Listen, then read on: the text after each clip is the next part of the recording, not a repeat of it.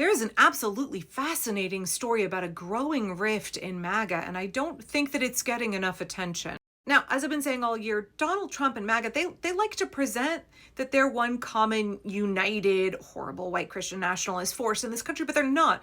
There's actually several factions that are held together under the auspices of Donald Trump's supposed popularity. And as that popularity wanes, he's been underwater on every single issue for months and months.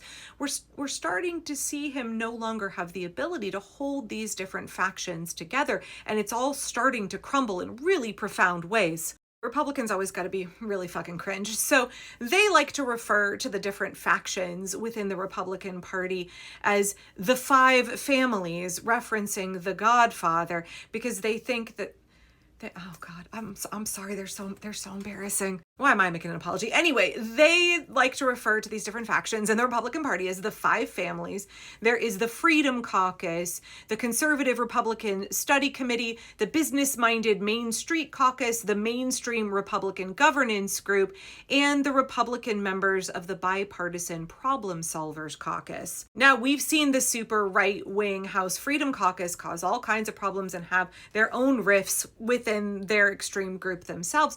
But now these five families, oh God, oh my God, Donald Trump is not the Godfather and y'all are not mafia families. Anyway, these five factions, we were supposed to believe that they were all united under the banner of MAGA, and that it was Donald Trump that was holding that cult together, that he was their godfather, he was their leader. But because he's no longer able to drive his agenda the way that he once was, as he's becoming increasingly frail and addled, he's got the dwindles, he's very, very unpopular, these groups are starting to lose their faith in him. And I think it's more than that, because when you have any kind of political leader, right, they ultimately get their power from the people. At the end of the day, the ultimate source of power is us, the people. Donald Trump was able to command MAGA because they all didn't know how to math, right? And they thought that he had the will of the people behind him. They thought that the American people had lent their small individual portions of power to Donald Trump. And so they're like, oh shit, we got to be pillars of support under Donald Trump and uphold him because we don't want to piss off the people, because we are the ones with the power. And so now that these different factions are realizing, like, actually kind of everybody doesn't like Trump and he's not that popular. And why is it that we're listening to him again? Why is it that we're beholden to him? And I think it's more than just beholden to him. Look at who are the puppet masters driving Donald Trump. The Heritage Foundation, Project 2025, Russell Vogt, Stephen Miller. Stephen Miller, Russell Vogt, those folks who are using Donald Trump as a proxy, as a conduit for their power. They're saying, okay, the people have lent their power to Donald Trump, and we are taking that power from Donald Trump. Therefore, we have all of this power from 340 million people. But these different conservative factions are saying, like, wait a minute. The American people don't actually want Donald Trump. Look at all of the elections this year. He's incredibly unpopular. They don't really want Donald Trump anymore. They definitely don't want Stephen Miller and Russell Vogt. And so there's no longer the glue of Trump's popularity to hold them together. There's no longer that same kind of cohesion. And yesterday, there was a story that broke, NPR reported on it, that I think really exemplifies what's actually going on under the surface. That the conservatives don't want you to know, they don't want you to think that they are falling apart, that they're crumbling. They want everybody to think that it's the left who can't get their shit together, and they are a big, scary, united, powerful force. But that's not true. So yesterday, there was a breaking story that a number of Heritage Foundation officials are jumping ship. They're leaving the Heritage Foundation. You'll never guess who they've gone to go work for. Donald Trump's first vice president, Mike Pence. You know, the guy that Donald Trump was low-key fine with his supporters saying they should, you know. So more than a dozen staff members at the Heritage Foundation have decided to leave and join Mike Pence in his new venture. I do think it's interesting that so many of these conservatives who knew that Trump was evil, knew that he was terrible, couldn't get behind what he was doing. They're all still maneuvering behind the scenes. They're all still jockeying for power. They're not actually willing to be part of the pro-democracy resistance. They're still looking out for number one.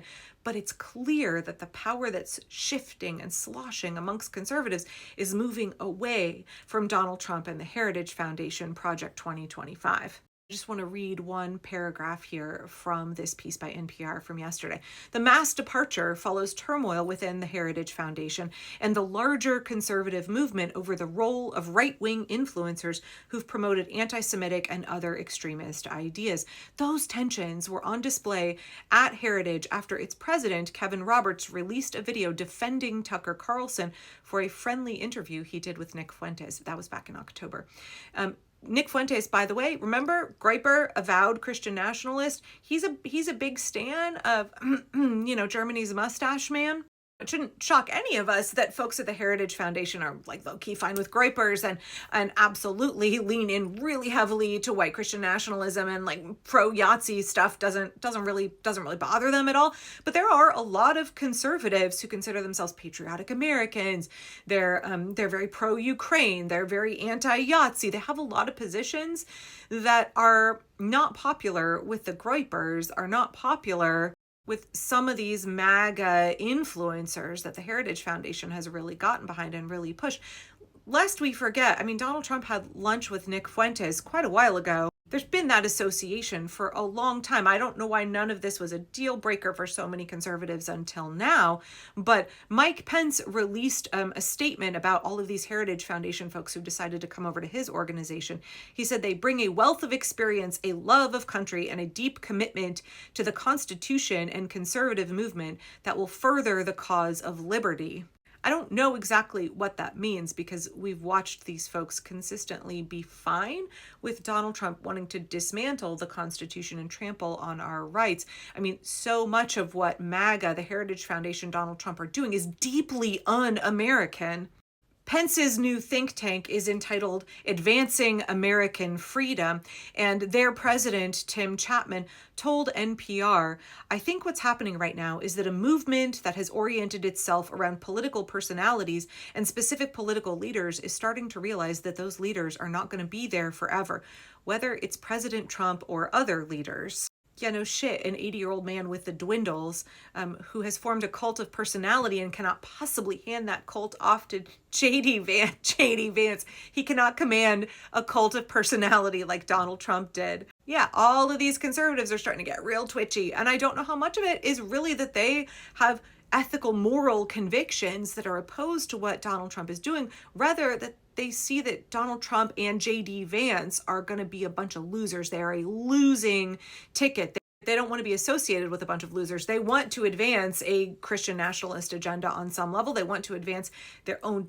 very, very conservative political beliefs. They don't want the Democrats to regain power, and they don't any longer think that Donald Trump and J.D. Vance are the place that they are going to find a well of power, that they're going to find the support of the people. So they're fracturing, they're peeling off. Now, I would be remiss here if I didn't mention the fact that so much of conservative American, especially evangelical American patriotism and their religious values are very, very much tied to Israel.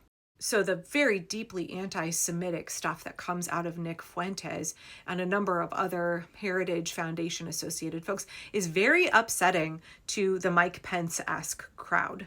After all, a lot of evangelical Christians think that they have to support Israel in order to bring about the evangelical version of the end times. They think that the temple has to be rebuilt. They don't really care about Jews at all.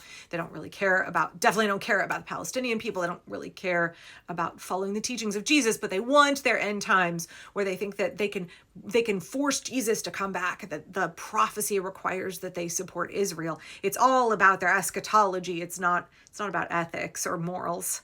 They're going to be very, very pro-Israel, and they're going to be deeply upset at folks like Nick Fuentes, folks with very strong, overt anti-Semitism being promoted by the Heritage Foundation. So I think it'll be interesting to see where these fractures go, what happens next. I think it's good for democracy. It's good for our liberty. It's good for the preservation of our human rights to see this coalition of the 5 really cringy families starting to break up.